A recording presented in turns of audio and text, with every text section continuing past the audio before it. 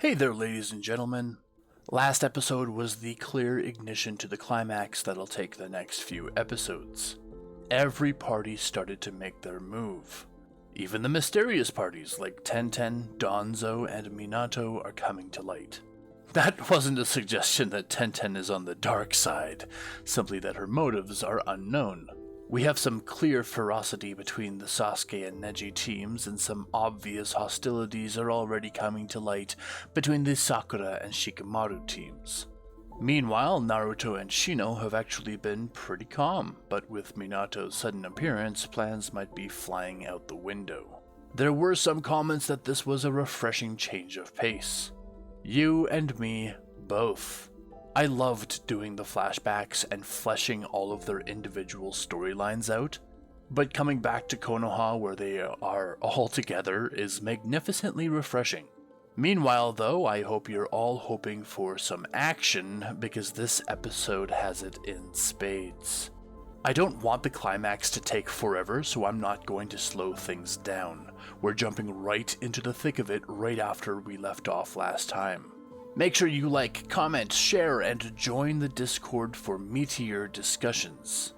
I've just got a basic Discord where we announce episodes shortly before they release and spend most of the week arguing about all the other anime and manga that exist out there. I am certainly no purist when it comes to what I consume, so if you've ever been interested in me talking about other series, you'll often catch me on Discord arguing about Bleach or salivating about Dragon Ball.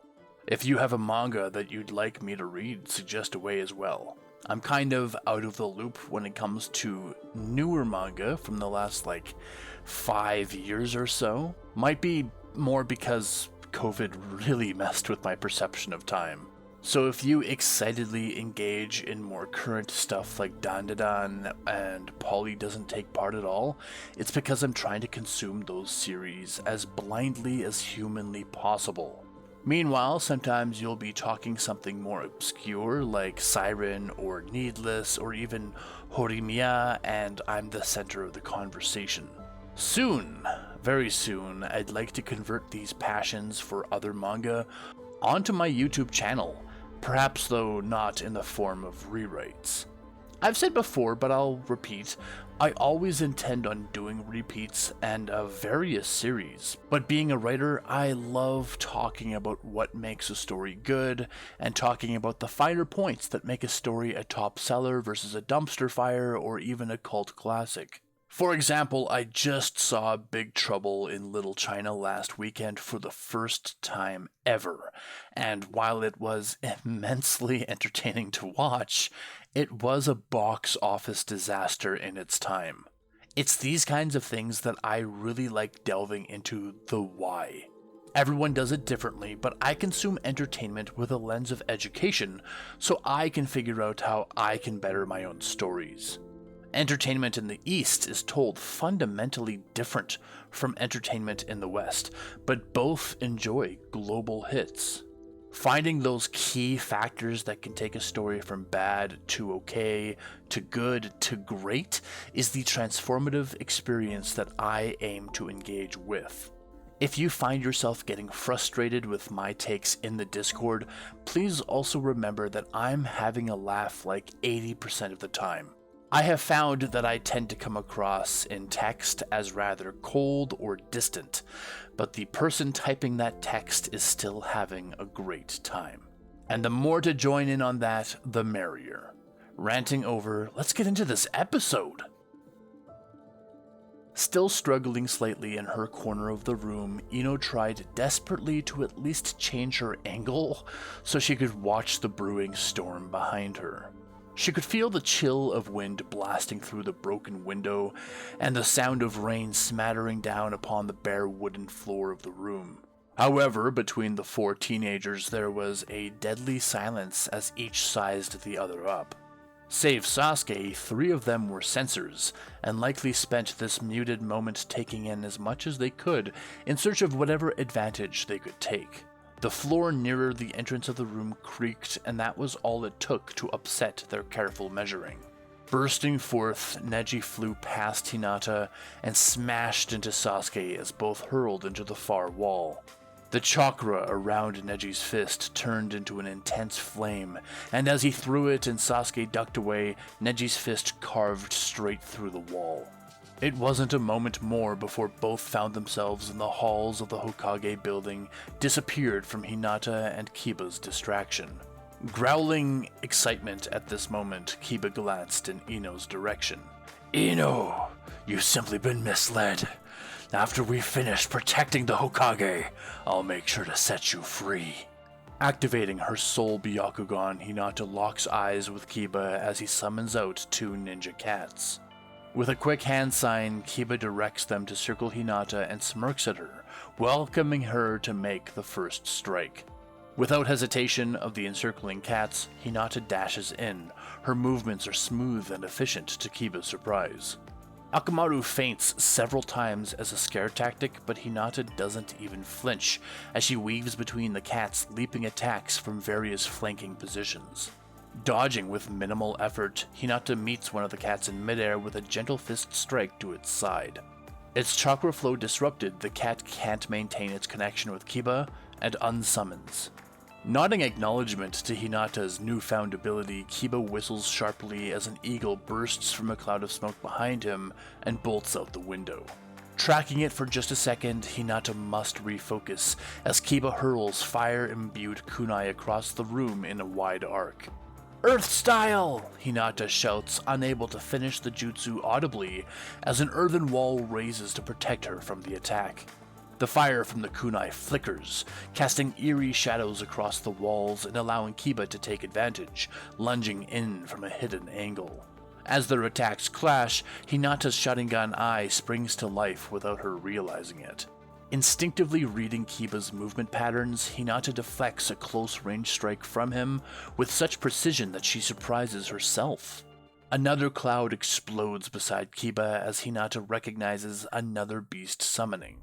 Kiba felt the room was playing only to Hinata's advantages, so he needed to do what he could to drive her from it. In a particular tone, Kiba growls at Akamaru, signaling for him and the new bear summon to charge Hinata, pushing her closer to the window. If he can get her even remotely close, his friend on the outside could pull her completely out. Stopping in her tracks to prevent Kiba from taking control of the field, Hinata aims several gentle fist strikes at the bear. However, given its anatomy, its own chakra points were deeper in and further apart than a human's. While Hinata struggled to keep the durable bear at bay, Akamaru withdrew again to Kiba. By his command, Akamaru had been fighting gentle, but it was clear now to them both that Hinata was much more than she used to be. "You with me, Akamaru?" Kiba asked his best friend, who responded with a single deep bark. "Kumagoro!" Kiba shouted to his bear companion. It was too late though. Hinata had finally struck the bear where it hurt, and as it slumped, unable to fight further, it exploded in a cloud that unsummoned it. Tearing through this smoke, two tight tornadoes drilled into Hinata. "Fang over fang!" Kiba roared as he and Akamaru connected with their target, pushing Hinata out the window. Fang over Fang took up a lot of space, and in their destructive flow, Kiba could not fit through the window with Akamaru, causing his technique to burst the entire wall outward, and for the rubble from the explosion to fall down to the Hokage lawn below. As Hinata attempted to leap free from the destruction, she was set upon by Kiba's still-present eagle, who dug into her with massive talons. She looked down as Kiba and Akamaru careened into the ground below, and without any time to waste, twisted in the bird's grip, slipping out from her jacket and free from its otherwise iron grip. Landing away from Kiba's crater, Hinata maintained her composure as she straightened and waited for this Inuzuka to climb free. Thunder grumbles overhead as a peal of lightning flashes across the sky. Blinking, Hinata winces against the flash of lightning, startled. The Byakugan does not do well against flashes of light as sudden as that. Even with the pounding rain dampening the intensity of the light, it wasn't enough to save her from the momentary pain. Spinning out from his hole along with a puff of smoke, a jagged shield flies at Hinata, who rolls out of its way. Landing on the ground nearby, legs emerge as the tortoise turns its attention to her again. How many summons does he have? Hinata wonders, impressed and somewhat fearful of what could come next. You think rain can slow me down? Kiba shouts, leaping from the hole with Akamaru by his side. One more time, Akamaru! His yelling is reduced to a mumble against the falling rain, but he's no less deterred by this raging storm. Fire style! Kiba shouted against the falling rain as Akamaru transformed once again into him. Kiba was either extremely capable or growing overconfident, and Hinata recognized this. A fire style of anything in this rain would be incredibly consuming. Fang over fang! Kiba shouted again as him and Akamaru began to spin into twisters anew, glowing this time with the orange hue of fire. The pounding water turned to steam in contact with their churning bodies and created a wall of cover with their bombastic attack. Water style! Hinata shouted, choosing the efficient answer. Surging sea jutsu! Given all the water around her, it barely took any effort to generate a great tidal wave of water in answer to the ever-destructive incoming force that was Kiba and Akamaru. As Hinata's water smashed into Kiba's attack and stymied it instantly, Hinata thought she would have a moment to relax, but for a blurring strike coming at her from behind. Spinning in place, Hinata barely catches the fist of a monkey roughly her height with a familiar leaf headband. Not sparing a word or nod of recognition, the monkey pushes forward with a dizzying array of impressive taijutsu. From her Byakugan's peripheral vision, Hinata can see several citizens a few hundred feet away, poking their heads out the windows of their homes. These villagers are obviously hiding from the rain, but also clearly drawn by the unnecessary noise their fighting has created.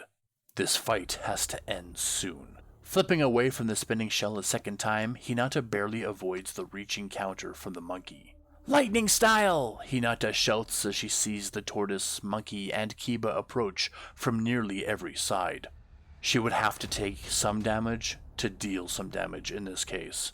Thunderclap jutsu! Hinata shouted, smacking her hands together in tandem with a lightning strike she could see forming in the clouds above.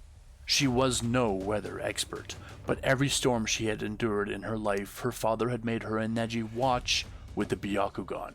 Because if there was anything more terrifyingly destructive than chakra, it was nature itself. A tidal wave, a lightning strike, an earthquake. These kinds of natural events were far more powerful than what most ninja could do in their lifetimes. But it was the ninja worthy of their titles that could manipulate these effects to their own advantage. So they would watch to see how these immense natural events formed. Creating an instantaneous pulse of lightning, Hinata turned herself into a lightning rod, calling white fire from the heavens above to smash down upon herself, Kiba, and his animal companions. Sasuke ducks out and away from Neji's aggressive volley. He keeps an eye on the room they just exited from and wonders how he can lead Neji through the building so they can end up back there again. Trying to force Neji to stop his constant taijutsu charge, Sasuke kicks Neji with a soft force and weaves a quick fireball. This forces Neji to deflect the jutsu with a water technique, bursting their immediate vicinity with steam. Taking advantage of the thick air, Sasuke uses a nearby desk along the hall's wall as a launch point, springing overhead with a series of his own taijutsu strikes. Neji responds, his Byakugan enabling him to sidestep and counter each attack. Sasuke quickly adapts, using a chair from said desk to deflect Neji's gentle fist strike, sending his opponent back a step. Shooting a spray of fire, Sasuke deliberately ignites a nearby bookshelf as well as aiming at Neji, who neutralizes the weak attack instantly. As Neji attempts to step forward to engage again, Sasuke steps forward himself, making the distance too close for melee combat. Reduced to pushing Sasuke away so they can fight properly, Sasuke willfully lets himself move aside as the supports of the bookshelf weaken from the fire, and it teeters down onto Neji. Growling at these stupid tricks, Neji throws a single fist at the falling bookshelf, causing its contents to explode everywhere. Weaving through the chaos of falling papers, Sasuke tries once more for his own style of taijutsu, ducking in the cover of debris to throw a quick uppercut. Seeing the impending attack from its very conception, Neji's already prepared wind-style buffeting that slams into Sasuke. Sasuke, though, has already thrown out wire, and it has looped around a post so that the wind can't blast him even further down the hall.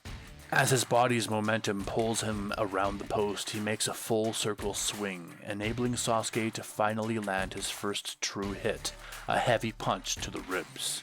Not even wheezing from the blow, Neji answers back with a gentle fist strike, but Sasuke nimbly creates more distance by leaping high overhead. Flipping through the air, Sasuke lands on the ceiling and weaves several quick hand seals. Lightning style, spider's web jutsu! A wide web of lightning fell from the ceiling, moving slowly but powerful if it hit its mark. Eye narrowing at the attack, Neji moved out of its way, slowly himself, as if to mock the attack's sluggishness. In this close range, there was nothing Sasuke could do to outmaneuver his superior Byakugan.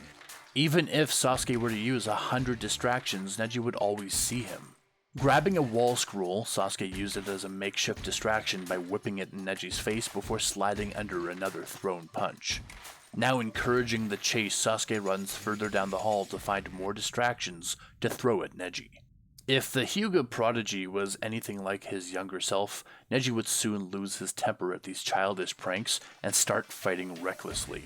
Just as Neji only needed to land one good blow on Sasuke, Sasuke only needed one good blow to land on Neji.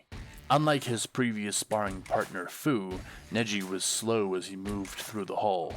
Even when his legs picked up and he turned to sprinting, Neji was far slower than Fu.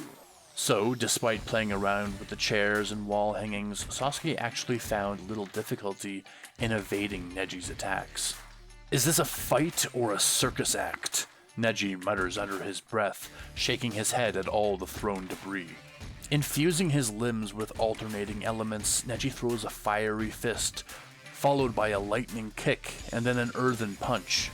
Despite having no training from Lady Tsunade, Neji was using a very similar method that she had been teaching Sasuke. It was impressive that he came up with such a technique despite not having a world-famous teacher. However, Sasuke had used some of his time away to also enhance these techniques.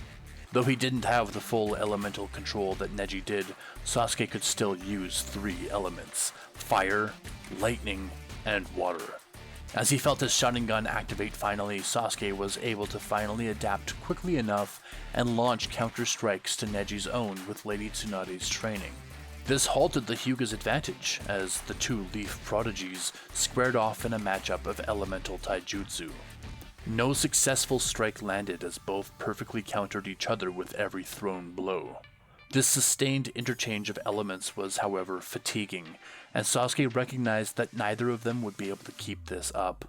Would they stubbornly go on until one of them ran out of chakra, or would one of them take that precarious step in a different direction? Sasuke could hear thunder rolling outside, and wished that's where they were so he could take advantage of the elements. Or, at the very least, create larger ninjutsu. Eyes narrowing, Sasuke thought of a brilliant way to shut down Neji's constant flow. But he would need to put an end to this endless trading of blows.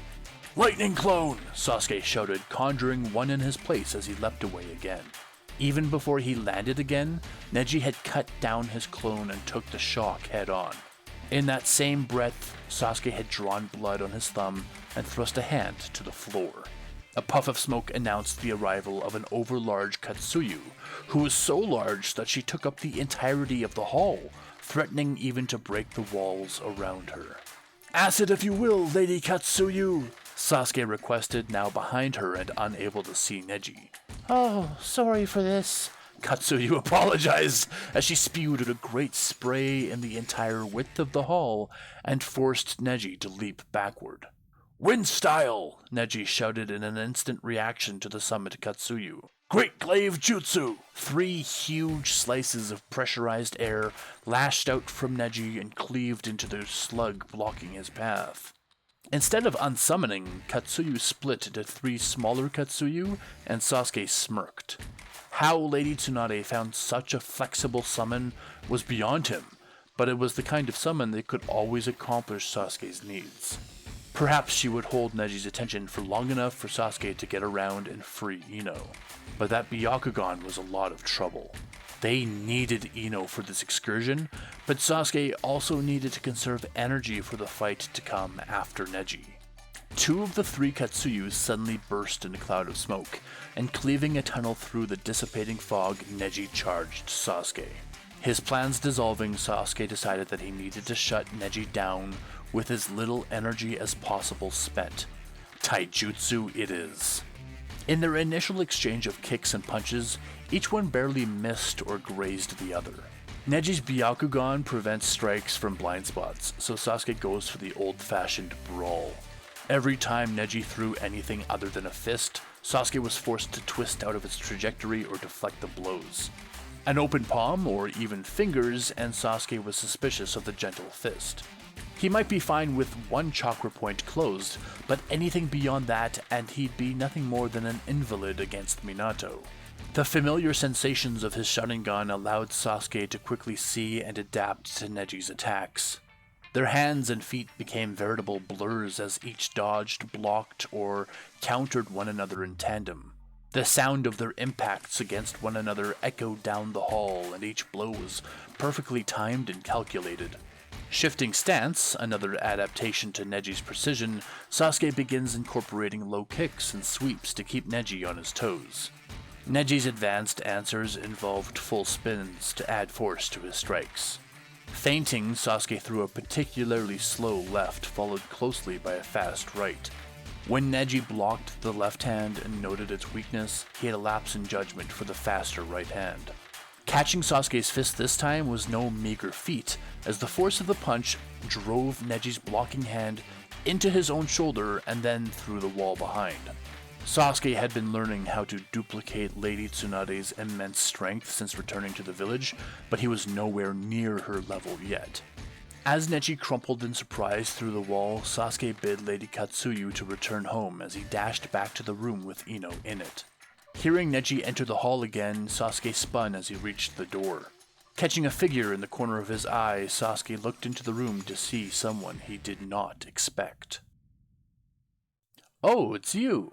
You have a lot of courage coming to my house," Minato said, raising an eyebrow at his visitor, who quickly stepped inside and gripped Minato at the collar.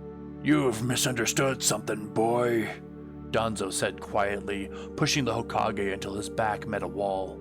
"I barely got out of there before the brats arrived." "Careful, my tea!" Minato snapped, disregarding the aggression of Danzo. "I assure you, I commanded that building be emptied today under the guise of renovations, as you suggested. When an Uchiha and some Hyuga brats are working together, it makes me think that you've slipped up somewhere, boy," Danzo asserted. "You need to get your head in the game, because I should not be traveling through the village while people are still rejecting me." "I did not slip up," Minato told him, his voice turning stubborn. "Those two have never managed to get along. I'm sure they're warring right now." "Our plans will go up in flames if I'm spotted before it is time," Danzo told him, his sharp glare to emphasize the gravity of the situation. Wait, you think you're the head honcho in all of this?" Minato asked, gripping Danzo's wrists and disconnecting his hands from Minato's body. "You're my damn advisor and nothing more. I wonder if you could even stand a chance against me as you are." Opening his mouth to argue further, Danzo and Minato were both distracted by the door creaking, as Tenten stood frozen in the entrance, mouth agape. All 3 locked eyes in a triangle of stunned silence, each wearing a different expression of shock. Minato's eyes narrow as he slowly lifts his cup of tea to his lips for a silent sip. Tenten stares wide-eyed, her jaw still just hanging open. Danzo, on the other hand, blinks, his hands resting as fists, but holding nothing on Minato's collar. All 3 turned to stone, petrified of Tenten's witnessing. Without sharing a single word, Tenten vanished through the door and sprinted out over the rooftops. As Minato turned to chase after her, Danzo held a grip of him. "Let the punk go. What can one kid do anyway? We need to exact our plans while that Jinchuriki is still in our grasp. If we let her go, there's no going back from this plan, Minato warned. No more revisions, no more playing it safe. Let her go, Danzo repeated. Let's go take down those stupid Triumphant 12 that are dirtying up your office. Ripping her arms free from Choji's grip, Sakura darted tight around his body, and as he twisted to meet her, she completed a mud-wall jutsu that popped out of the ground beneath Choji, knocking him away. With the moment's reprieve, Sakura released 3 shuriken at Shikamaru to force him to break off his shadow possession jutsu on Lee. Reuniting with her ally, Sakura and Lee joined shoulder to shoulder as Choji rejoined Shikamaru. Quickly taking the offensive, Sakura targets Shikamaru with a swift combination of hand signs. She knows his tactical strengths and Jonin promotion to prove his competencies, so she starts with Genjutsu, throwing doubles of herself from multiple angles to charge him. She had done this exact thing to him during the Chunin exams and knew he would remember it and expect something else. Shikamaru's eyes narrow and dart between the illusions. Taking advantage of the distraction, she follows up with her boiling acid jutsu that she had discovered against Sakon, forcing Shikamaru and Choji both to split up and dodge the advancing pool. Meanwhile, Lee tracks Choji's trajectory and meets the latter in a hand-to-hand clash. Despite learning exclusively about ki in his time away, Lee's taijutsu had not rusted even a little bit as he quickly takes advantage in their exchange. But Choji's smaller than he used to be, and speed is a consequence of that. Combined with his expansion jutsu and Lee's finding difficulty in successfully landing blows and getting through Choji's expanded hands guarding his body. Still backing up against Sakura's relentless pressure as she continuously throws ninjutsu from afar, Shikamaru is further distracted by Lee. Taking a moment to break from his fighting with Choji, Lee stamped his foot against the ground and raised his hand in a deliberate pattern as he channeled the ki within. The ground, or roof, of the Hokage building began to roll towards Shikamaru, like water struck by a wave of wind. However, Rock Lee is not accustomed to these techniques used in combat scenarios and inadvertently sends the rolling wave towards Sakura as well. Eyes narrowing at his mistake, Lee could spare no further second for the mistake as he turned back to Choji to continue their melee. The disruption to Sakura's onslaught of ninjutsu allowed Shikamaru to slip into a shadow possession and turn the advantage back on Sakura. This was a mistake that Lee told himself he had to correct before the fight's end. After the rolling finished, the roof returned to normal as if nothing had affected it to begin with. The rain began to really fall hard, disrupting Shikamaru's shadow as puddles formed and refracted light even further. Even if he did gain control of Sakura, the shadow would be weak and its grip tenuous. Thanks to the rain, while Shikamaru's shadow is weaker, it's also harder to see, and Sakura narrowly avoids it, having not seen it until the last second. She looks toward Lee and wonders how reliable his unique abilities would be in this battle.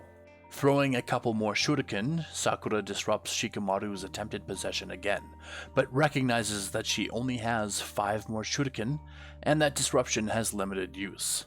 Frustrated by his own mistake, Lee decides to rely solely on taijutsu against Choji, whose partial expansions are allowing him to throw hefty punches and palm strikes. However, Lee dodges these with his already impressive agility, countering each of Choji's attacks with quick, precise strikes that throw Choji slightly off balance. Even without elemental abilities, Lee's skill is apparent and he steadily drives Choji back. Left in the moment to confront Shikamaru alone, Sakura quickly gains the upper hand again. She throws weak genjutsu on top of weak genjutsu to force Shikamaru into a defensive position, overwhelmed by the illusions. Through the conjured genjutsu, Sakura also darts in and out with swift, well-placed attacks. Taking his chances, Shikamaru charges through one of the illusions and it shatters his entire perspective, revealing the real Sakura behind them. Attempting to pin Sakura with shadow again, Shikamaru throws down his jutsu as lightning lights up the sky and in an instant, exponentially strengthens his shadow, allowing it to zip across the rooftop in an instant. Both surprised by the lightning's influence, Sakura finds herself at last trapped by his jutsu. "Choji, a little help!" Shikamaru shouted, turning his head and seeing Lee pressing his advantage. Snarling, Shikamaru let slip a second tendril to sneak up behind Lee. Hairs on the back of Lee's neck stood on their ends as he felt control slip away from him. Recognizing the familiar after effects of a shadow possession, Choji immediately stopped fighting. Panting, Shikamaru looked between his two captured foes as the fight slowed to a standstill. "Choji, get some rope and tie them up," Shikamaru instructed, thankful that he ended the fight sooner rather than later. Climbing out of a small crater, Naruto shook his head and looked up at Minato. The Hokage spared no time in his attack, and had he put any more force into it, he would have sent Shino flying as well. Naruto expected there to be some talking, but for him to launch at him so quickly, something external must have made him angry. "Is this the Hokage punishing a criminal, or a father disciplining his son?" Shino asked through the rain, unsure if he should involve himself, torn between duty and respect. Ignoring Shino, Minato approached Naruto and glared down at him. "Why now? Why?" "I just needed you alone," Naruto smiled. "Without guards, without distractions." Surging from his midsection, a thick red chakra arm plunged into Minato and threw him 100 feet away. Cracking his fingers, Naruto stood as that same chakra arm returned to him and encompassed his right arm and aided in the formation of a Rasengan. "From everything I've seen you do since returning, it seems you are unable to use the flying Raijin," Naruto noted. "Which means that hitting you with this is about to be the easiest attack in the world." "I can use it just fine," Minato answered, standing, "but it removes the fun of a fight." Just as quickly as Naruto could have activated the flying Raijin, Minato appeared beside Naruto once again, challenging his use of the Rasengan. Instantly, a Rasengan the size of Naruto's own appears in Minato's hand, and he smashes it into Naruto's. "You think you could take me down with my own technique?" A kunai slips into Minato's hand from his sleeve as he presses the offensive with a sharp jab. Parrying the attack, Naruto jumps back, his eyes narrowing as he considers his next move. "You haven't even begun to understand how powerful your dad is," Minato sighed quietly, closing his eyes for just a few seconds before a strange marking appears to encircle his eyes. His eyes open, revealing elongated, horizontal pupils not unlike that of a toad's. It was a form Naruto had never seen before and wondered of its implications. "If only you were a good son. I could have taught you this technique too," Minato said, raising a hand and swinging it horizontally at Naruto. Raising his own arm to block the poorly choreographed attack, Naruto found his vision turning sideways with a pounding pain in the side of his face as he found himself smashing into the ground, the friction of the earth sliding out from under him. Finally coming to a stop, Naruto shook his head of the stars circling it and looked around curious of what could have possibly just happened. Minato remained where he had been, 20 feet away, but it was Naruto that had been thrown this time, leaving a trailed crater from the force of Minato's strike. Eyes widening at the force of the strike, Shino recognized that this definitely was not a father disciplining his son. In the span of a single blink, Minato appeared again beside Naruto, picking him up from his stupor before throwing him again into the ground. Wind knocked out of him this time. All Naruto could do was guard at the last second to avoid the worst kind of injuries. Following up on this show of raw power, Minato kept Naruto on the back foot with flawless taijutsu. Every single strike and action was precise and deadly. Struggling to keep up, Naruto barely dodged any blows as Minato's speed and strength still proved to be beyond his own. Another fist connects, sending Naruto hurtling across the cliff top before smashing into a tree, blood trickling from his mouth. Naruto's eyes blaze with determination, but he's now crossed that line of no return. He's fighting for his life now. The red chakra arm that up to this point was flopping around uselessly with Naruto's ragdolling body now centered in on that body. The infusion gave Naruto a level surge of strength to hopefully counteract the Hokage's alien strength. Launching forward, Naruto engages Minato with his own brand of ferocity. Every clash of punches sends shockwaves through the area, with enough buffeting force to still the falling water for a moment. The trees around them shake with every clash as Shino stares from a raised guard at the clashing of the Hokage and his Uzumaki child. He now understood what Karin spoke of when she called Naruto a monster. He was too young to have any right to fight on par with the Hokage, and though he might not be able to keep this power up for long, the fact that he could for even a few seconds blew Shino's mind. Naruto was certainly far more judicious than he was before the invasion of Iwa, and Shino realized that he was experiencing a master class in terms of calculated power. Minato's cold expression remains as stone as he meets Naruto's every attempted charge head-on with equal measure. Despite Naruto's explosion of power, Shino can see that Minato is still outstripping Naruto's speed easily and maintaining that advantage.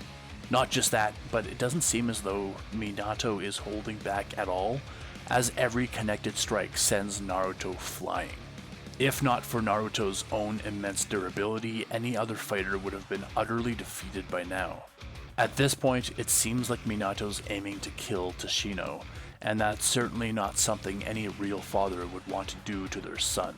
Even if Naruto's scheming was misdirected, Shino could hardly imagine Lord Fourth going this brutal on his own child. Recognizing the danger, Shino steps forward, releasing a swarm of beetles. They circle around him like a dark cloud before surging toward Minato. Minato spins to face Shino as Naruto recovers and gives Shino a sharp look as the insects smash into him. A flicker of surprise crosses Minato's face as Shino's beetles begin self-igniting, creating tiny bursts of flame as they make contact. Minato dodges gracefully following the initial impact, but Shino's insects are so persistent and force him to continue a careful retreat. Naruto shoots Shino a grateful nod, and together they coordinate their attacks. Shino directs his swarm to circle Minato while Naruto charges another Rasengan. This Rasengan is infused with a sliver of Kurama's chakra for added intensity. Shino's bugs are having to dart around to dodge the growing intensity of rain, and it creates weak points in his attempted flanking of Minato. Forgetting the beetles as threats, Minato turns his attention to Naruto and narrowly sidesteps the Rasengan as his son dives in for the attack. Just as he misses, Naruto throws the Rasengan into the ground below and creates an explosion of dirt and dust around them.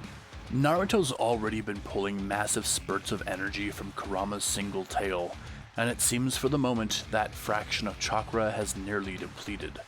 Without it, Naruto would be unable to match the Hokage's strength, and the fight would fall completely into Minato's control again.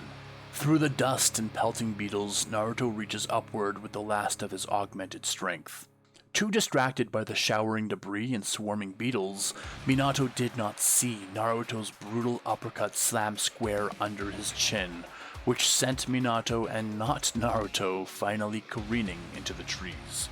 Landing from the attack and dropping to a knee, Naruto panted as the fox chakra receded from his control. Gasping for air, Naruto could only wait, and Shino stood with unease waiting for the counterattack, hardly moved from his initial position. This was not the kind of fight he could actively take part in any closer than he was now. Climbing out from the trees he'd been knocked into, Minato regards his two opponents with a stoic expression. Shino readies himself for another attack, perhaps to target Minato's legs, and shut down that wicked speed he's been flaunting for the entire battle. While Naruto's injuries swelled and bleeding continued down his face from the countless attacks he had taken so far, Minato was still without injury. It seemed as though Naruto's successful punch did nothing at all except pause the fight for a second. As Shino's beetles began to reform into a wall to shut Minato down, Shino found the same surprise that Naruto must have been feeling all fight long, as Minato appeared beside Shino. Stepping away from Shino, Minato said, "You're annoying," a bloody kunai in his hand. Looking down at his stomach, Shino saw blood trickling and wondered how things could have possibly come to this.